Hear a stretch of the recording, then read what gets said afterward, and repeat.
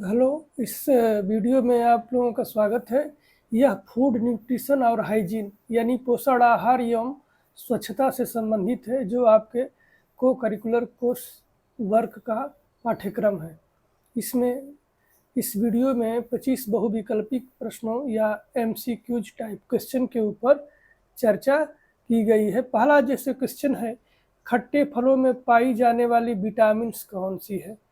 तो हम विटामिन्स के बारे में यदि पढ़े रहेंगे तो हम जानते हैं कि विटामिन सी, जिसको एस्कॉर्बिक एसिड बोलते हैं, जिसके प्रिकर्सर हैं साइट्रिक एसिड, कैप्सिसिक एसिड, ये सब खट्टे फलों में पाई जाती है। जैसे आंवला है, नींबू है, संतरा है, ये जो भी खट्टे फल हैं उसमें सब में, ये मौसमी है, सब में विटामिन सी पाई जाती है। दूसरा प्रश्न है, शरीर को स्वस्थ रखने हेतु आवश्यक है। तो शरीर को स्वस्थ रखने हेतु जितने संघटक हैं, जब वो एक संतुलित मात्रा में हमारे भोजन में रहते हैं तो हमारा शरीर स्वस्थ रहता है। तो अब यहाँ कार्बोहाइड्रेट है, वसा है, प्रोटीन है, ये सारे चीज़ जरूरी है। लेकिन जब हम संतुलित आहार इसमें है ऑप्शन, तो संतुलित आहार होगा, क्योंकि संतुलित आहार में कार्बोहाइड्रेट, वसा, प्रोटीन, विटामिन, मिनरल, जल, फाइबर, ये सारी चीज़ें एक संतुलित मात्रा में, उचित मात्रा में पाई जाती है। तीसरा प्रश्न है, रक्त अल्पता की बीमारी में कौन सा खनिज तत्व लेना चाहिए। तो हम जाने रक्त अल्पता को बोलते हैं एनीमिया। एनीमिया का मतलब है कि ब्लड की कमी।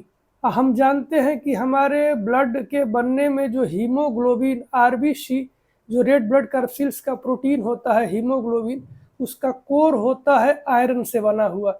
इसलिए इन 4 ऑप्शन हैं, लौह, सोडियम, आयोडीन और पोटेशियम, तो लोहा आवश्यक होता है। इसीलिए गर्भवती माताओं को उनको आयरन, फोलिक एसिड और साइनोकोबालामिन की गोली दी जाती है, जिससे कि वो खून की पूर्ति हो जाए। तो इसका उत्तर सही होगा लौह या आयरन। इसके बाद किसको संपूर्ण आहार बोला जाता है। संपूर्ण आहार का मतलब है कि जिसमें कार्बोहाइड्रेट भी हो, फैट भी हो, प्रोटीन भी हो, विटामिन्स भी हो, मिनरल्स भी हो, पानी भी हो, ये सारी चीज़ें जिस भोज्य पदार्थ में रहती है उसको हम कंप्लीट फूड कहते हैं। जैसे दूध, यहाँ जितनी ऑप्शन है उसमें दूध सर्वोत्तम है। जब छोटा शिशु रहता है तो दूध से ही केवल उसका पोषण हो जाता है, इसका मतलब दूध अपने आप में एक कंप्लीट फूड है। यहाँ फिर अगला प्रश्न, 5वां, गुर्दे यानी किडनी को स्वस्थ रखने के लिए क्या आवश्यक है।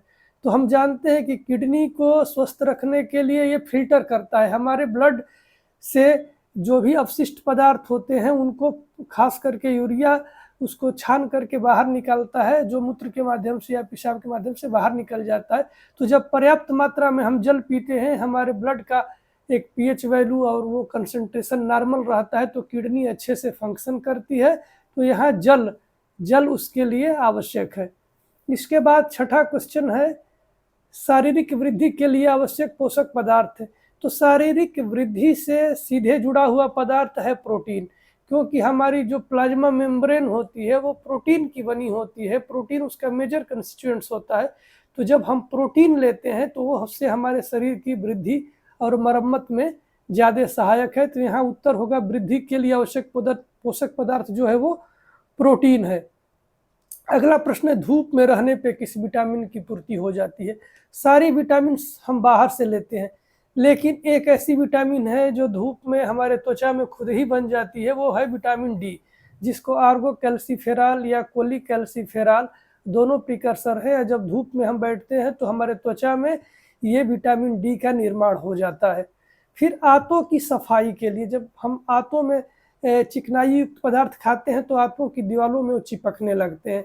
तो उनकी सफाई के लिए जो सबसे आवश्यक चीज़ है, वो जब फूड में जो फाइबर हमारे होते हैं, जो हमारे भोजन में फाइबर होते हैं, वो हमारे आंतों के लिए सफाई, जिसे हम सहजन खाते हैं या फिर ऐसे चीज़ें खाते हैं, सेब खाते हैं, या तमाम ऐसे फल हैं जिसमें रेशे होते हैं।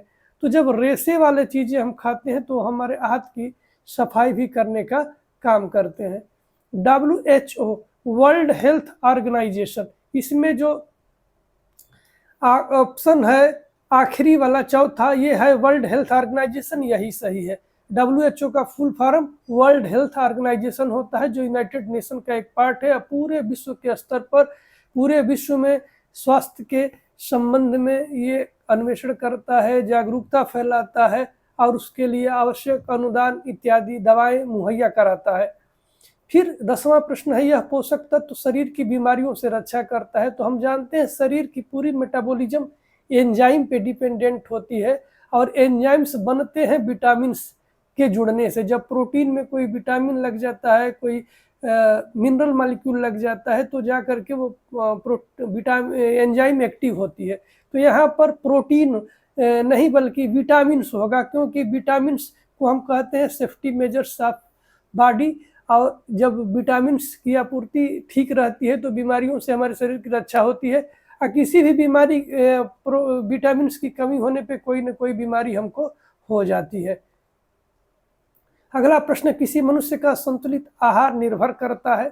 तो मनुष्य का जो संतुलित आहार है वो कई चीज़ों पर निर्भर करता है। पहले तो जलवायु एवं मौसम पर, फिर शरीर की अवस्था, शिशु है, बालक है, प्रौढ़ है, वृद्ध है, कार्य करने वाला व्यक्ति है, आराम करने वाला व्यक्ति है, मानसिक श्रम करता है, शारीरिक श्रम करता है, महिला है, पुरुष है, दूध पिलाने वाली माता है या गर्भवती माता है। तो इन सारे चीज़ों पे हमारा संतुलित आहार निर्भर करता है। यहाँ पर उपयुक्त सभी पर निर्भर करता है। यह उत्तर सर्वाधिक सही है।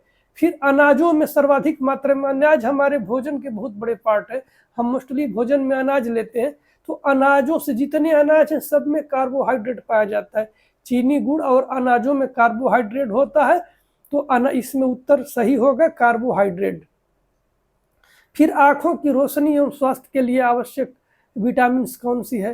तो हम जान लें, आँखों की रोशनी के लिए विटामिन ए, जिसको रेटिनॉल बोलते हैं, यह रेटिना के निर्माण में इसकी अहम भूमिका होती है। इसकी कमी से हमें रतौंधी हो जाती है और कम रोशनी में दिखाई नहीं पड़ता है।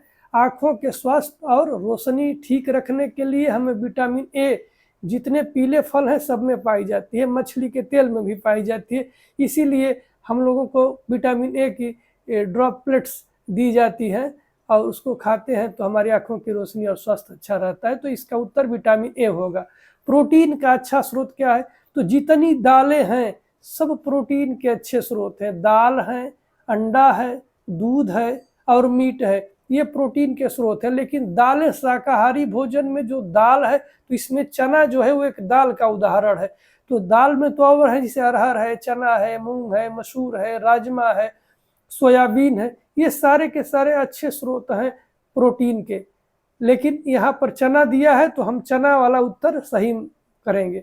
फिर टाइफाइड की बीमारी, टाइफाइड की बीमारी हम जानते हैं कि ये आंत से संबंधित बीमारी है, आंत्र ज्वर कहते हैं, इसे बुखार आने लगता है और इसका संक्रमण ये जल और गंदे भोजन के द्वारा होता है। जब भोजन संक्रमित होता है या जब जल संक्रमित होता है तो हमें टाइफाइड हो जाती है। तो यह बीमारी मच्छर के काटने से नहीं फैलती है, सीसी मक्खी के काटने से नहीं फैलती है, कुत्ते के काटने से भी नहीं फैलती है।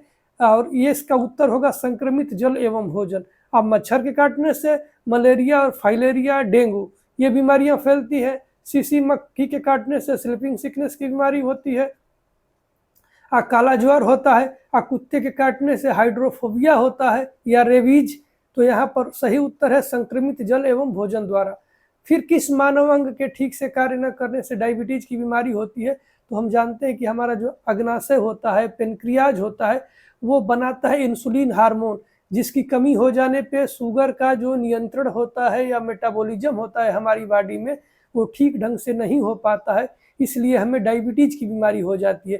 तो यह बीमारी हमारे पेनक्रियाज या अग्नाशय से जुड़ी हुई है।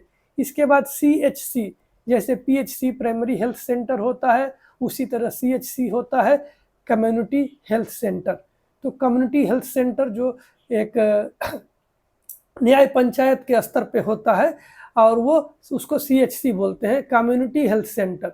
इसके बाद नवजात शिशु के लिए सर्वोत्तम पोषक पदार्थ क्या है। तो माता का दूध सबसे बढ़िया है, उसमें सारी चीज़ें जो शिशु के वृद्धि के लिए, विकास के लिए, सुरक्षा के लिए आवश्यक है वो सब दूध में पाई जाती है। तो नवजात शिशु के लिए सर्वोत्तम पोषक पदार्थ माता का दूध है। हमारे भोजन में वसा का अच्छा स्रोत, हम जानते हैं वसा का अच्छा स्रोत जो तेल और घी होता है, ये इससे हमें वसा मिलती है। इससे शरीर में चिकनाहट रहती है और ये त्वचा के बनने में भी इनकी भूमिका रहती है।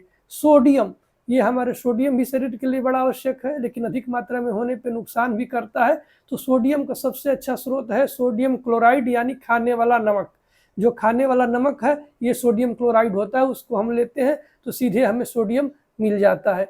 इसके बाद घेंघा रोग, जिसको ग्वाइटर बोलते हैं। ग्वाइटर रोग किस बीमारी की कमी से होती है? जिसमें ये निकल जाता है, जो थायराइड ग्लैंड होती है, थायराइड ग्रंथि होती है, वो बढ़ जाती है। तो ये घेंघा रोग आयोडीन की कमी से होती है, क्योंकि वो एक हार्मोन बनाता है थायरॉक्सिन, वो जिसमें आयोडीन की आवश्यकता पड़ती है।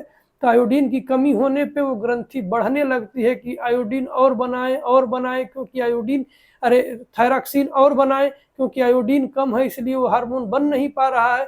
तो उस ग्रंथि बड़ी होने लगती है, बढ़ करके इतना बड़ा होता है कि ये गले से बाहर निकल जाती है, लटक जाती है। तो इसको हम कहते हैं घेंघा रोग या ग्वाइटर। यह आयोडीन की कमी से होती है।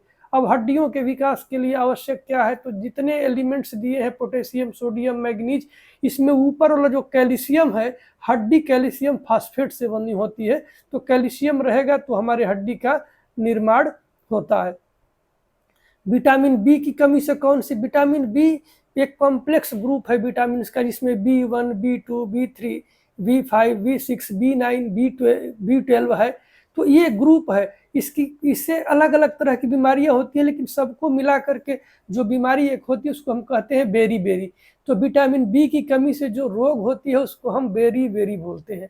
किस हार्मोन की कमी से डायबिटीज या शुगर की बीमारी होती है? तो अभी मैं बताया इंसुलिन। इंसुलिन की कमी होती है तो डायबिटीज की बीमारी होती है। इसके बाद डायरिया या अतिसार की बीमारी में सामान्य लक्षण क्या है? बार बार हम जाते हैं लेट्रिन करने के लिए, तो बार बार लेट्रिन जब हम करते हैं तो हमारे शरीर में जल की कमी हो जाती है, और ये जल की कमी ही सबसे बड़ी मतलब डिहाइड्रेशन हमको हो जाता है, इसीलिए डॉक्टर तुरंत पानी चढ़ाने लगता है। तो ये रहा 25 प्रश्नों का एक एक्सप्लेनेटरी आप लोगों को उत्तर मैंने दिया। आगे फिर इसी तरह से और पेपर्स में 25-25 के सेट में दूंगा, तो आप लोगों को बता दूंगा और बाकी चीज़ें क्लासरूम में पढ़ा दी जाएगी। धन्यवाद।